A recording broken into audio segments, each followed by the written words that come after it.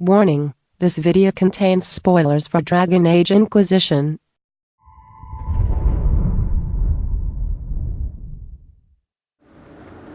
Solus confirms the heavens are scarred but calm.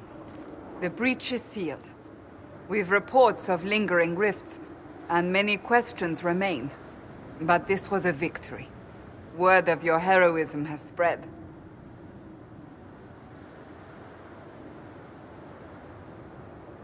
We don't know what caused the...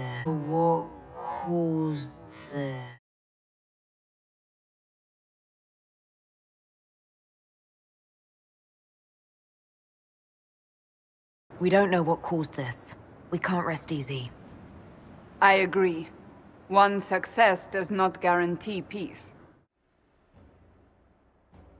As promised, a video after I reach Skyhold, my first impressions of Dragon Age Inquisition. Welcome everyone, my name is Gabriel and this is my channel. I acquired the game, I got the game as a birthday present for me. My birthday is 16th of April and here we are. I'm playing Dragon Age Inquisition and I wanted to share a few thoughts. Firstly, this game is massive. It took me more than 25 hours of gameplay to reach this part of the game. And this is the stronghold, 25 hours in. Some games in the single player department, they end when you reach around hour 15. That's a long game, well, with today's standards. Dragon Age is far from that.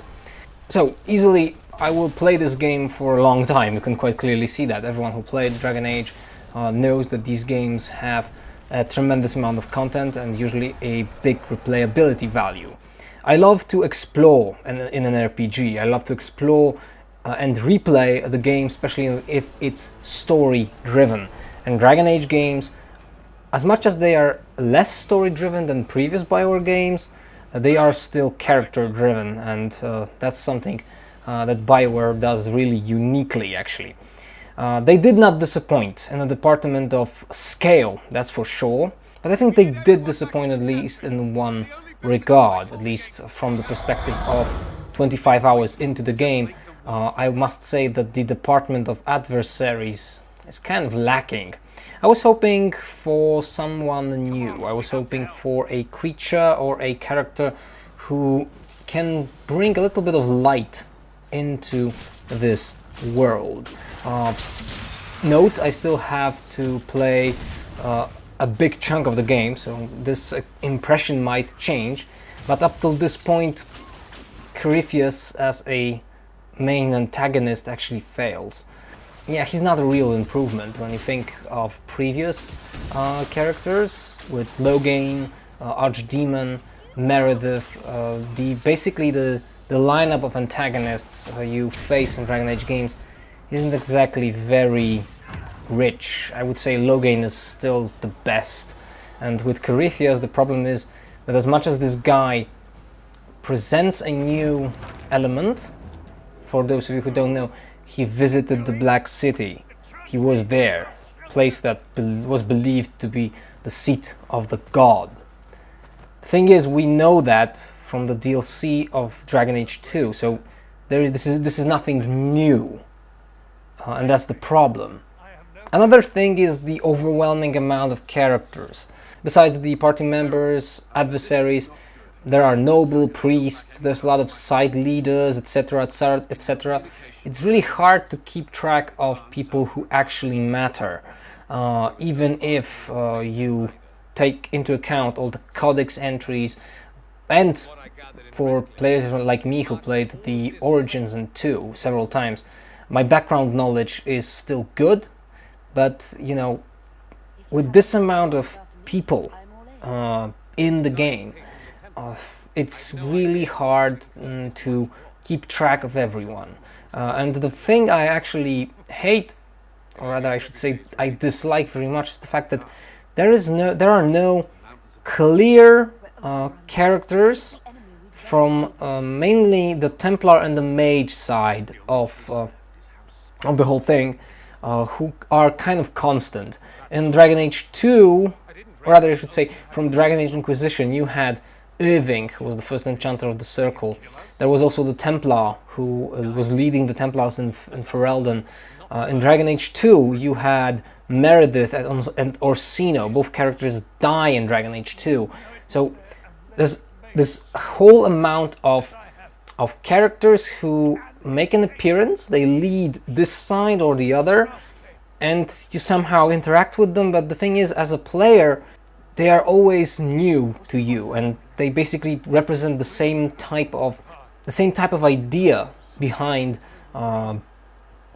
the mages or the Templars. You know, mages, all of mages leaders are concerned that mages are being oppressed and they are not free and so on. And that makes sense, obviously, from a storytelling and narrative point of view, but I think those characters are interchangeable. I could have this enchanter in Dragon Age 2 and Orsino in Dragon Age Inquisition. It doesn't make any... They are basically interchangeable and very characteristic-less, if you know what I mean. Where the game lacks is the continuity of characters then. In general, the game makes a very nice impression. If I must point something out, the thing is actually not in the story, not in the storytelling. I do have a lot of points to give, critical points to give when it comes to the introduction sequence, but that's a totally different topic. The problems are not obviously in the character department. The sound department is great. I always said that BioWares games, when it comes to sound quality and music, top-notch. The element that is the elephant in the room are the gameplay systems. The PC controls are, to say lightly, they are unsettling and they are bugged with a lot of annoyances.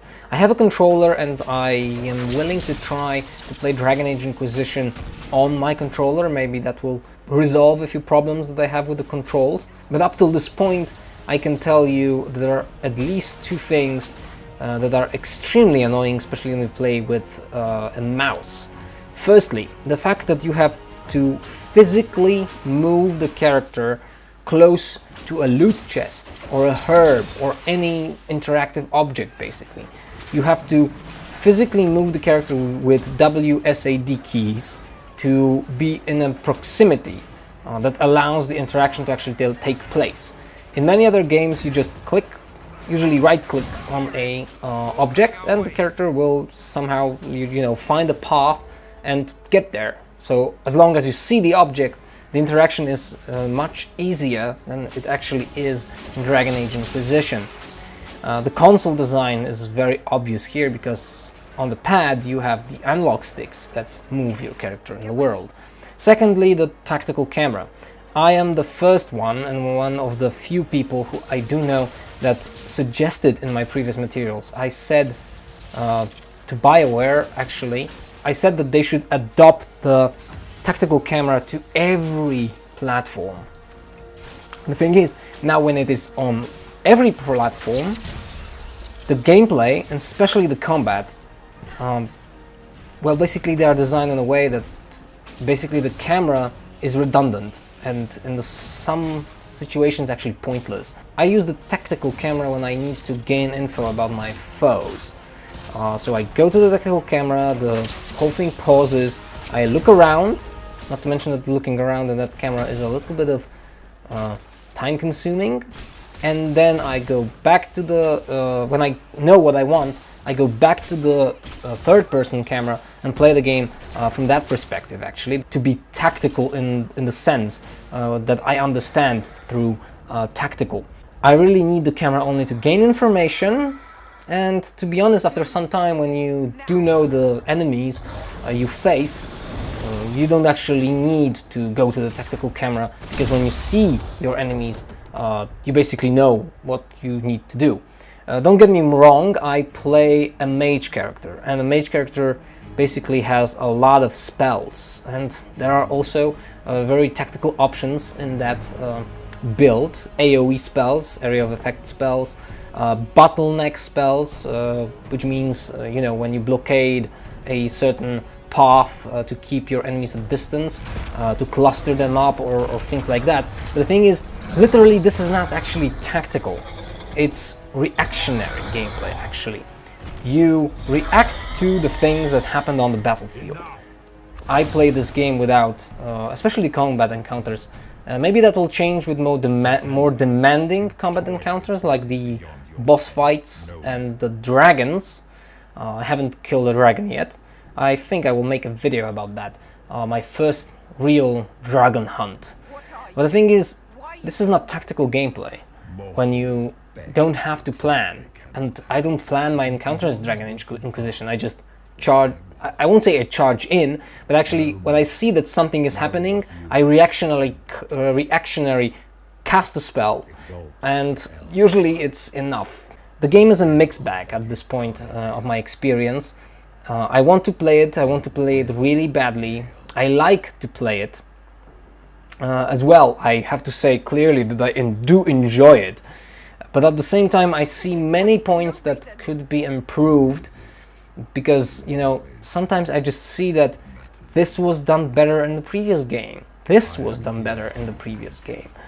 To sum it up, it's like driving a car that you're not familiar with. The problem is, we design cars in such a way that usually you sit down in a car, and if you have a driving license or any driving skills, you just know how to drive it. And with this game, you need to adopt a lot of little things. You need to make new habits, which actually is kind of pointless. So if you enjoyed the little opinion I gave here, this was after around 25 to 26 hours of gameplay.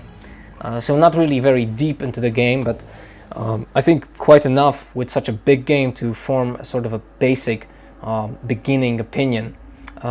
Keep watch on my channel, subscribe if you like this type of materials.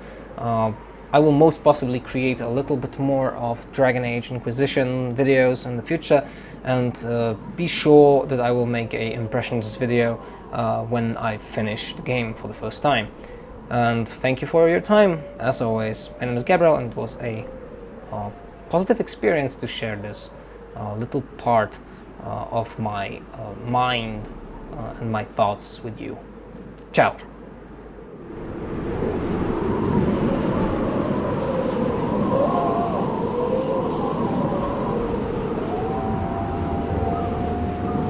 It's cold. Nothing.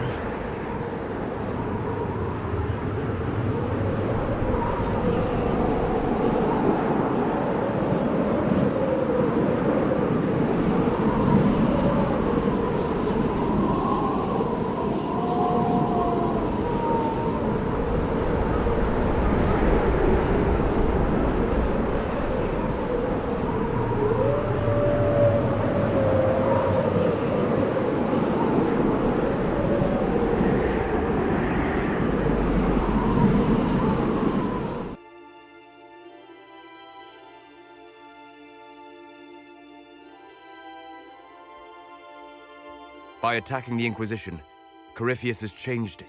Changed you. Scout to the north.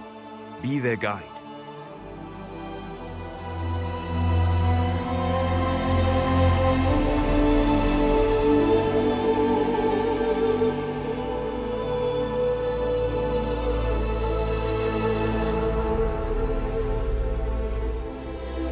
There is a place that waits for a force to hold it.